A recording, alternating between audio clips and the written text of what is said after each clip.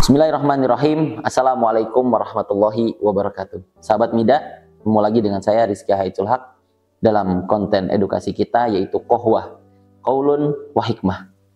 Hari ini kita akan membahas lagi dari kisah-kisah heroik para sahabat Rasulullah SAW yang dididik langsung oleh Rasulullah SAW, dan kita akan melihat bagaimana hasil didikan Rasulullah SAW yang hari ini kita akan bahas bersama tentang sahabat yang bernama Ubadah bin As-Samit, seorang kapten dan bala tentara Allah Subhanahu wa Ta'ala. Pengen tahu gimana kisah lengkapnya dan pelajaran penting yang bisa kita ambil dari sosok sahabat ini? Saksikan video ini sampai lengkap di segmen Qohwah kali ini. Bismillah, kita akan masuk ke sosok seorang sahabat yang bernama Ubadah bin As-Samit. Beliau adalah seorang tokoh Ansor yang sangat dekat oleh Rasulullah SAW. Saking dekatnya Rasulullah oleh para kaum Ansor ini sampai Rasulullah SAW pernah bersabda, jika para Ansor menuruni lembah dan juga melewati celah bebukitan, niscaya aku pun akan ikut di belakang mereka menuruni lembah dan melewati celah bebukitan itu. Kalau bukan karena hijrah, maka aku juga akan menjadi bagian dari para kaum Ansor. Dari sini kita bisa melihat bagaimana kedekatan Rasulullah oleh para kaum Ansor yang memang banyak mengambil peran dari kemajuan agama Islam di awal-awal kenabian Rasulullah SAW. Ubadah bin As-Samit adalah seorang sahabat yang dipercaya langsung oleh Rasulullah SAW sebagai perwakilan dari para keluarga-keluarga yang ada di kaum Ansor. Ubadah bin As-Samit merupakan salah satu sahabat dari 12 sahabat yang membaiat dirinya kepada Rasulullah SAW di baiat Aqobah yang pertama. Maka tidak lagi diragukan bagaimana sosok ketaatan dan sosok kepatuhan seorang Ubadah bin As-Samit kepada Rasulullah SAW. Mereka adalah seorang sahabat atau orang-orang sahabat yang mengikatkan dirinya di jalan Allah Subhanahu wa Ta'ala dan Rasulnya, yaitu baginda kita Nabi Muhammad SAW. Sampai tahun besoknya atau tahun setelahnya, setelah ibadah haji dilaksanakan, terjadilah baiat Aqobah yang kedua, di mana ada 70 kaum muslimin dan juga muslimat yang membaiatkan dirinya untuk mengikuti Rasulullah SAW. Dari sini kita bisa tahu bagaimana sosok seorang Ubadah bin As-Samit merupakan salah satu sahabat yang dekat dengan Rasulullah SAW. Pada saat itu kaum Ansor, khususnya keluarga dari Ubadah bin As-Samit, merupakan keluarga yang di Madinah senantiasa terikat dengan para kaum Yahudi di sana, khususnya adalah Bani Qainuqa. Mereka terikat dengan sebuah ikatan kebersamaan di Madinah untuk saling hidup berdampingan, dan kita juga bisa mendapati di sana kaum muslimin melihat orang-orang Yahudi itu masih menjadi orang yang senantiasa damai, akrab, dan tidak ada masalah di antara mereka di awal-awal keislaman, sampai pecahlah perang Badar dan juga perang Uhud, yang mana setelah itu baru terlihat bagaimana belangnya atau bobroknya sosok kaum Yahudi di Madinah pada kala itu. Sehingga Ubadah bin As-Samit dan keluarganya memutus kerjasama perdamaian mereka bersama orang-orang Yahudi, yang mana dipimpin oleh Bani Qainuqa, seringkali menghadirkan kontroversi dan juga permusuhan di antara kaum muslimin dengan hadirkan fitnah-fitnah dan juga tuduhan-tuduhan, sehingga membuat kondusivitas di Madinah menjadi tidak kondusif, sehingga mereka memutuskan untuk memutuskan perjanjian damai bersama orang-orang Yahudi yang ada di Madinah ketika itu. Sampai setelah wafatnya Rasulullah SAW pada masa Abu Bakar As-Siddiq, lalu turun ke masa Khalifah Amirul Mukminin Umar ibn al-Khattab, pada kekhalifahan ini Umar berikhtiar untuk mencari sahabat-sahabat yang terbaik untuk bisa menjadi bagian dari pemimpin-pemimpin dan juga gubernur-gubernur di daerah Islam yang pada saat itu sudah mulai menyebar luas. Ketika itu Umar bin Khattab ingin menunjuk sahabat yang bernama Ubadah bin As-Samit ini untuk menjadi gubernur. Tapi apa yang dilakukan? Justru malah Ubadah bin As-Samit ini menolak apa yang ditawarkan oleh Umar bin Khattab untuk menjadi umaro atau amir di suatu daerah, khususnya di Palestina ketika itu.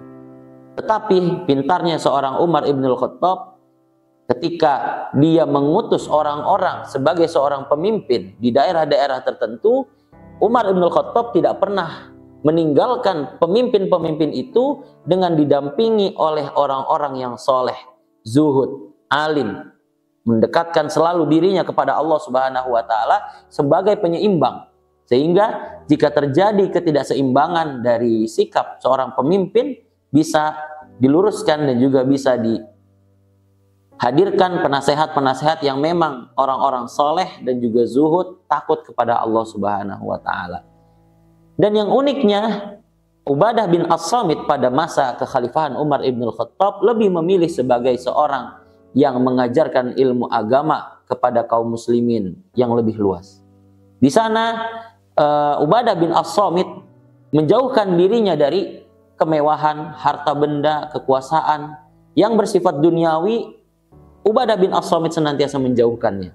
Bahkan dia sampai pergi ke Syam bersama Mu'az bin Jabal dan juga Abu Darda untuk lebih mendalami ilmu agamanya. Yang mana di sana, tepatnya di Palestina, beliau tinggal di sana dan juga belajar di sana lebih dalam lagi di bawah kepemimpinan ketika itu adalah kepemimpinan Muawiyah bin Abi Sufyan. Terbesitlah dalam pikiran Ubadah bin As-Samit, walaupun raganya ada di Palestina, tapi hatinya, raganya, sudut pandangnya selalu memantau kondisi-kondisi yang ada di Madinah dengan decak kagum yang sangat besar kepada Khalifah Amirul Mukminin ketika itu Umar ibn Khattab dalam proses beliau memimpin sebuah pemerintahan dengan tidak selalu mengangkat orang-orang yang haus akan kekuasaan, tapi juga gigih dalam beribadah kepada Allah Subhanahu wa Ta'ala. Berbeda dengan tempat yang ditempati oleh Ubadah bin As-Samit yang ketika itu dipimpin oleh Muawiyah bin Abi Sufyan. Walaupun mereka terkenal dengan sahabat yang gigih dalam bekerja, tapi sering terjadi hal-hal yang menurut Ubadah bin As-Samit itu merupakan hal yang tidak cocok dilakukan oleh seorang pemimpin ketika itu, baik dari sisi hukum maupun kebijakan-kebijakan yang ditunjukkan oleh Muawiyah bin Abi Sufyan ketika itu. Sampai hari demi hari, waktu demi waktu, di tengah termenungnya Ubadah bin As-Samit dengan kepimpinan yang berbeda jauh antara yang ada di Madinah di bawah kepemimpinan Umar ibn Khattab dengan apa yang dipimpin oleh Muawiyah bin Abi Sufyan di Palestina, akhirnya Ubadah bin As-Samit pun menyampaikan ketidaksukaannya dan juga kritik-kritiknya kepada Muawiyah bin Abi Sufyan ketika itu. Namun pada titik itu menghadirkan gejolak di antara kaum muslimin, bahwasanya seorang yang dekat dengan Rasulullah SAW merasakan ketidaknyamanannya dengan pemimpin di situ, dan pemimpin yang ada di situ pun merasa tidak nyaman dengan adanya kritikan-kritikan yang hadir, sehingga menimbulkan pemberontakan. Dan memang ketika itu sudah terjadi pemberontakan karena ada kritikan yang hadir dari seorang sahabat yang bernama Ubadah bin As-Samit kepada pemimpinnya ketika itu Muawiyah bin Abi Sufyan. Sehingga sampai saat itu dengan kondisi yang makin memburuk, akhirnya Ubadah bin As-Samit merasa ketidaknyamanannya di bawah kepemimpinan orang yang cenderung menutupi dirinya dengan kekuasaan, dengan keserakahan, harta benda dan lain sebagainya. Akhirnya Ubadah bin As-Samit lebih memilih untuk kembali ke Madinah. Akhirnya Ubadah bin As-Samit kembali ke Madinah, dan ketika di Madinah bertemu dengan Umar ibn Khattab. Kenapa engkau kembali ke Madinah ya Ubadah? Apa engkau akan meninggalkan suatu daerah dengan azab Allah Subhanahu wa Ta'ala tanpa didampingi oleh orang-orang yang soleh di sekelilingnya? Maka dengan itu akhirnya Ubadah bin As-Samit mendengar nasihat dari Khalifah Umar ibn Khattab, membalikkan niatnya untuk tadinya niat tinggal di Madinah menjadi kembali ke Palestina ketika itu. Namun di kala itu Umar bin Khattab sebagai khalifah Amirul Mukminin mengirimkan surat kepada Muawiyah bin Abi Sufyan. Wahai Muawiyah, sebesar apapun kekuasaanmu di sana, engkau tidak punya kuasa kepada seorang Ubadah. Bayangkan seorang Amirul Mukminin mengirimkan surat kepada pemimpin gubernur yang ada di sana, yaitu Muawiyah bin Abi Sufyan, untuk tidak berani menurunkan hukuman atau kekuasaan apapun kepada seorang sahabat yang dekat dengan Rasulullah SAW ini, yaitu Ubadah bin As-Samit, sehingga Ubadah bin As-Samit bisa kembali tinggal dan membersamai kepemimpinan Muawiyah bin Abi Sufyan agar tidak terjadi hal-hal yang tidak diinginkan dari sisi kekuasaan yang dipegang oleh Muawiyah bin Abi Sufyan. Dari sini kita bisa belajar sosok seorang Ubadah bin As-Samit, sahabat Ansor, pemuka Ansor yang dekat dengan Rasulullah, sahabat yang merupakan hasil didikan langsung Rasulullah SAW, yang kuat pendiriannya, yang kokoh amalan baiknya, dan juga penuh akan kesabaran dari setiap perjuangan-perjuangannya dari dulu membersamai Rasulullah sampai sekarang memperjuangkan kebenaran yang dia rasa itu adalah kebenaran yang diridhoi oleh Allah Subhanahu wa taala. Walaupun dalam kondisi dia bukan lagi menjadi seorang pemimpin, tapi dia tidak ragu untuk menyuarakan kebenaran di hadapan pemimpin yang memang dia rasa perlu dia koreksi.